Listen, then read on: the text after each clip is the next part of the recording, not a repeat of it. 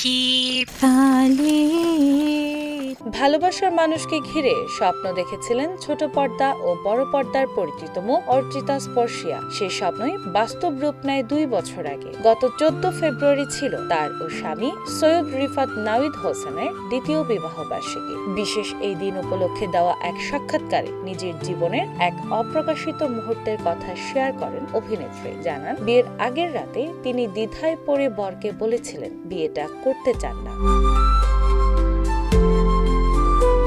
পারিবারিক আয়োজনে জমকালো প্রস্তুতি সম্পন্ন হওয়ার পরও কেন এমন সিদ্ধান্তের দোলাচলে ছিলেন এই প্রশ্নের জবাবে স্পর্শিয়া বলেন, আমি ভীষণ নার্ভাস হয়ে গিয়েছিলাম। এক ধরনের অদ্ভুত ঘোরের মধ্যে ছিলাম। ভয় কাজ করছিল। নতুন জীবন, নতুন দায়িত্ব, সবকিছু মিলিয়ে। বিয়ের আগের রাতে নাওয়িদকে বলেছিলাম আমি বিয়েটা করতে চাই না।